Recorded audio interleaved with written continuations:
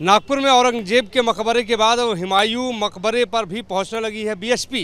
क्या होगा इसका असर? मेरे साथ सुरेंद्र गुप्ता जी मौजूद हैं, बीएसपी के आप प्रांत मंत्री हैं।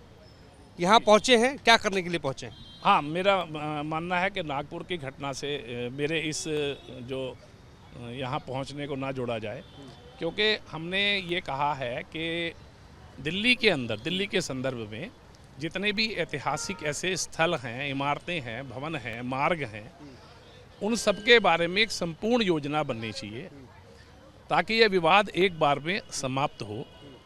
और इस विवाद को समाप्त करने के लिए हम किसी प्रकार के भी डेमोलिशन की बात नहीं कर रहे। हम एक ये बात कर रहे हैं कि इतिहास का संरक्षण करना है तो व्यक्ति के नाम से ना करें, एक दौर के नाम से करें, एक कालखंड के नाम से करें। वो 100 वर्षों का कालखंड हो सकता है, 500 वर्षों का कालखंड हो सकता है, 50 वर्षों का हो सकता है। और उस कालखंड के जो भी नायक, खलनायक, नायिकाएँ, उस कालखंड की गतिविधियाँ, उन सबको स्थान दें उसके अंदर। तो ये हमने मुझे लगता है, तो इसी परिप्रेक्ष्य में पहले हम अपना होमवर्क कर रहे हैं। तो जब हमारा होमवर्क पूरा हो जाएगा तो उसके बाद हम एक क्या करने आए हैं आप? हम देखने के लिए आए हैं कि ये स्थान कितना बड़ा है, उसके अंदर जो उनका मकबरा है वो कितना बड़ा है। तो अगर मकबरे का संरक्षण करना है तो ये पूरे स्थान का संरक्षण करना ज़रूरी है क्या? और इस पूरे स्थान का संरक्षण करना है तो उस दौर के कुछ और नायक और नायिकाएं भी यहाँ आ सकते हैं क्या? ऐसा ही तो कर रही है इसका भारत सरकार तो इसका संरक्षण कर रही है, तो आपकी क्या ज़रूरत पड़ गई? हम उनको सहयोग करने आए हैं। ऐसा है ना, वो हमारे यहाँ कहते हैं कि रोए बगैर तो माँ भी दूध नहीं पिलाती। तो अब हिंदू समाज का रोना तो हमको ही रोना है, तो हम उनका सहयोग करने के लिए आए हैं। हम इसके अंदर और क्या अच्छा हो सकता है वो सुझाव देने के लिए आए हैं, पर सुझाव देने से पहले हम अपना होमवर्क करेंगे, उसके बाद सुझाव देंगे। आज आपको क्या मिला यहाँ पर?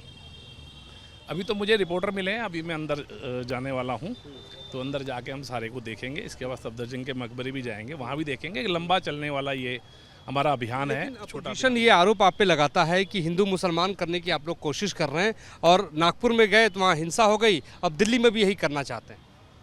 अच्छा, नहीं, हमारा तो पता नहीं मुझे, हम तो हिंदू हिंदू करते हैं और वो मुसलमान मुसलमान करते हैं। इसमें हिंदू मुसलमान तो ना वो करते हैं ना हम करते हैं। वो मुसलमान मुसलमान करते हैं, हम हिंदू हिंदू करते हैं। अब हिंदू मुसलमान कहाँ से हो जाता है मुझे नहीं पता उसके। अपोजिशन कर रहा है, मैं नहीं कह रहा हूँ। हाँ, लेकिन वो अपोजिशन कभी हिंदू की बात कहाँ करता है? वो तो केवल मुसलमान मुसलमान करते हैं और हम मुसलमान की बात नहीं करते, हम हिंदू हिंदू की बात करते हैं।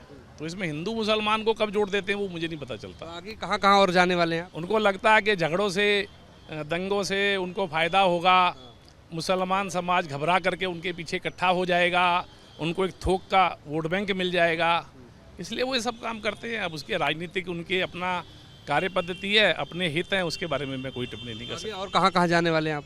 अभी बहुत स्थानों पर जाने वाले हैं। अभी आज जैसे सफदरजंग के मकबरे भी जाएंगे, बाद में कुतुब मीनार भी जाएंगे, लाल किला भी जाएंगे। ऐसे सभी ऐतिहासिक स्थानों पर हम यकीन करते हैं कि लाल किला को जो है बंद कर देना चाहिए?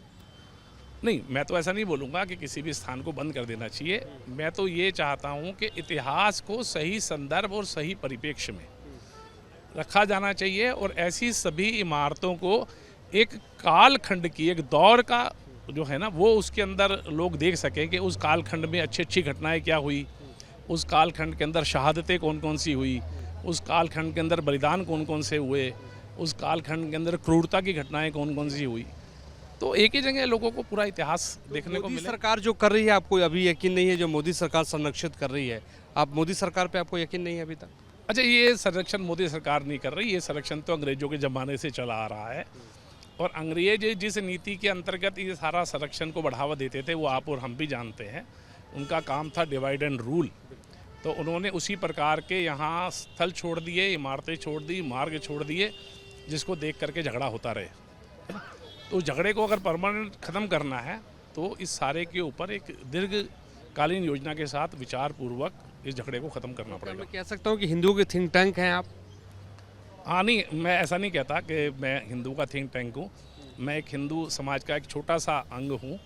और हर क्या है कि समाज तो चिरंजीवी है और व्यक्ति जो है वो अल्पजीवी है। लेकिन मैं चाहता हूँ कि मैं भी कुछ ना कुछ अपने रहते कंट्रीब्यूशन कर सकूं, उसका मैं प्रयास करता हूं। टिकट लेके जाएंगे कि बिना टिकट के जाएंगे? नहीं, टिकट लेके जाएंगे। टिकट लेके जाएंगे। मेरे साथ सुरेंद्र गुप्ता जी हैं, बीएसपी के आप। प्रांत मंत्री हैं। तो कुल मिलाकर देखिए कि औरंगजेब के मकबरे के बाद जो है हुमायूं मकबरे से ये कह रहे हैं कि जोड़ा नहीं जाना चाहिए, लेकिन ये पहुंचे हुए हैं, आके अंदर जाके ये चेक करेंगे कि किस रूप में किस तरीके से भारत सरकार को आप सुझाव दे सकते हैं, यही ना। थैंक यू सो मच हमसे बातचीत करने के लिए। हमारे सहयोगी राकेश कुमार चौहान के साथ Mohit Raj Dubey, news nation Delhi. News nation अब व्हाट्सएप पर खबरों की ताजा अपडेट के लिए न्यूज नेशन के इस QR कोड को स्कैन करें।